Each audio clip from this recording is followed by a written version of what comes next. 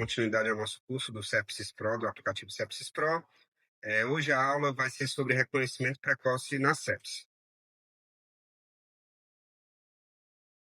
O que nós vamos abordar hoje seria as ferramentas que nós temos disponíveis para triagem e sinais de alerta. E qual a importância do reconhecimento precoce no que diz respeito à sepsis, né? O diagnóstico e acesso aos pacotes de tratamento de maneira mais precoce são os principais pilares para melhorar o prognóstico do paciente com sepsis. E o tempo, ele realmente importa quando se trata do paciente com sepsis. Podem ocorrer erros de atraso ou erro diagnóstico da sepsis em até 20,8% de casos em uma estimativa, em uma revisão sistemática, e a mortalidade está intrinsecamente associada ao desfecho desses pacientes. A cada hora que se atrasa o início da antibiótico terapia para o paciente com sepsis, a gente tem um aumento de mortalidade de cerca de 7,6%. E em relação ao que seriam esses sinais de alarme para a suspeita de sepse? Seriam sintomas sistêmicos, como febre, taquicardia, taquipneia, confusão mental, sintomas localizatórios da infecção, tosse no paciente com pneumonia, diarreia no paciente com foco abdominal, dor abdominal, pacientes com abscesso poderiam ter coleções locais, pacientes com infecção do trato urinário poderiam ter disúria, polaciúria. São sintomas que poderiam localizar onde está a fonte da infecção. Sintomas sistêmicos gerais e sintomas localizatórios. E nós temos diversas ferramentas de triagem para o paciente com sepsis. A gente vai listar alguns a seguir, que são as mais conhecidas, que seriam o SIRS, o SOFA, QuickSOFA, o MIUS e o NIUS. Começando pelo SIRS, que seria a Síndrome da Resposta Inflamatória Sistêmica, a presença de 2 ou mais critérios indicaria a resposta inflamatória sistêmica. No contexto da sepsis, tendo um foco associado, a gente poderia avaliar a possibilidade do paciente estar séptico. E os critérios seriam justamente esses. Uma temperatura axilar maior do que 38 graus Celsius ou menor do que 36, uma frequência respiratória maior do que 22 incursões respiratórias por minuto, ou uma PSO2 menor do que 32 minutos de mercúrio, uma frequência cardíaca acima de 90 batimentos por minuto, leucócitos acima de 12.000 ou menor que 4.000, ou ainda a presença de 10% de células imaturas. Vale lembrar que desses critérios que tem mais de um, só pontuaria um ponto por critério. Então, se o paciente tiver frequência respiratória acima de 22 e PCO2 menor do que 32, ele só pontuaria um ponto. Se ele tiver o critério hematológico, né, de leucócitos acima de 12.000 e 10% de formas imaturas, ele só pontuaria um ponto.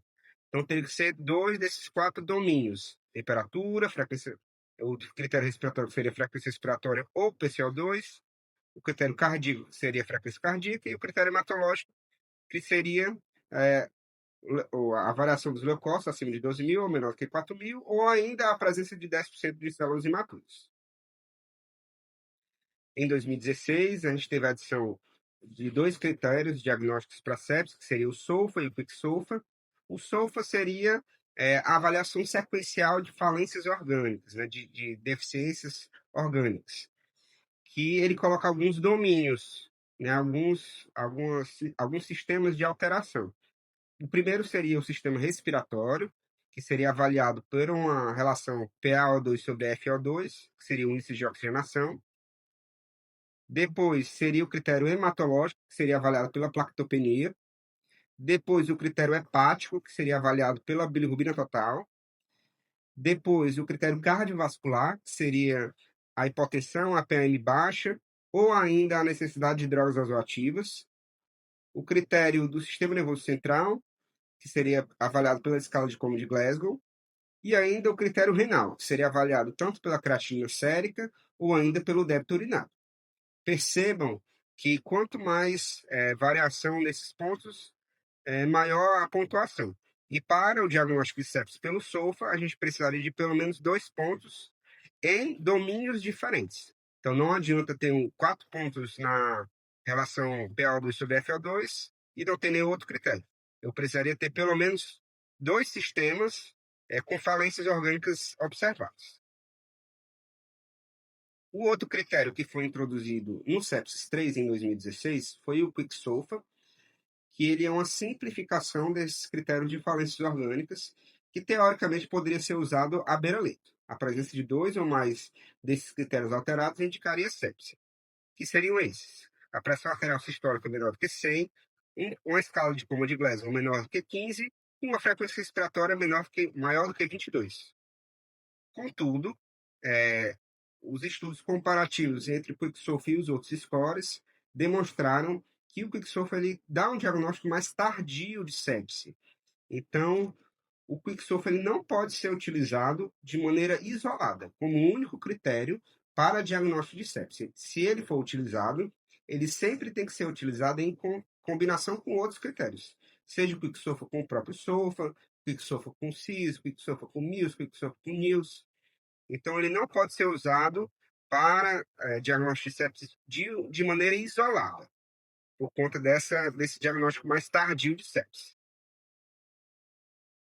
E aí que surge, então, a questão dos scores de alerta precoce, que seriam o MILS e o NILS.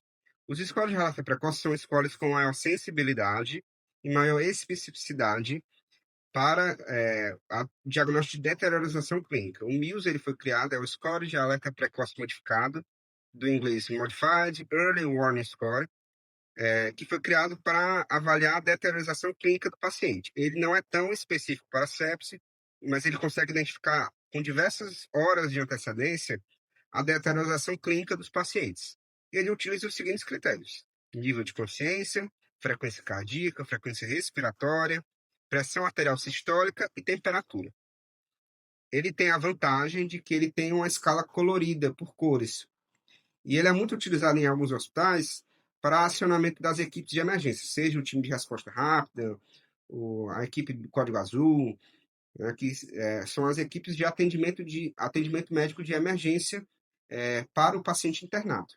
Que ele tem essa escala visual, então ele vai gerar um código que a enfermagem geralmente vai utilizar para acionamento da equipe médica. Vai gerar um código verde, um código amarelo, um código laranja ou um código vermelho, que ele pode ser utilizado pelos hospitais para avaliação de pacientes com gravidade. Já o NILS-2, que seria o Score Nacional de Alerta Precoce, ele é um score que é utilizado pelo Reino Unido, que ele chegou na segunda versão, e ele é um score que ele é mais específico para o diagnóstico de sepse. Eles colocaram parâmetros que são mais específicos para o diagnóstico de sepse. Dentre os scores que nós temos atualmente, o NILS-2, na segunda versão, ele é um score que tem maior especificidade e sensibilidade para sepse. E ele utiliza os seguintes critérios: frequência respiratória, saturação, uso ou não de oxigênio, pressão arterial sistólica, frequência cardíaca, nível de consciência e temperatura. Cada um desses scores, se vocês prestarem atenção, tanto o MILS como o NILS, eles têm pontos de corte diferentes. E eles são muito utilizados, principalmente pelas equipes de enfermagem, para acionamento das equipes de plantão. E qual escala nós deveríamos utilizar? Não existe um consenso na literatura sobre qual seria a escala mais adequada para a utilização nos pacientes com sepsis. A diretriz do Survival Sepsis Campaign, ele preconiza que os hospitais eles tenham um sistema de desempenho e sistemas de treinamento dos profissionais de saúde para essas escalas, mas ele não especifica especificamente qual seria a melhor escala para ser utilizada. Portanto, é importante que vocês utilizem e se familiarizem com as escalas que são padronizadas em seu hospital. Cada hospital ele vai ter uma escala padronizada de scores para triagem e confirmação de sepse. Só lembrando, né, o reconhecimento precoce com ferramentas objetivas muda o desfecho no paciente séptico. O diagnóstico de sepse ele é dinâmico e, portanto, o paciente ele deve ser reavaliado constantemente. Essas foram as referências que eu utilizei para esse seminário. Espero que vocês tenham gostado dessa aula. E a seguir nós vamos discutir sobre as disfunções orgânicas no paciente com sepse. A gente vai destrinchar sobre os sistemas que o organismo tem que podem apresentar disfunções orgânicas relacionadas ao paciente com sepse.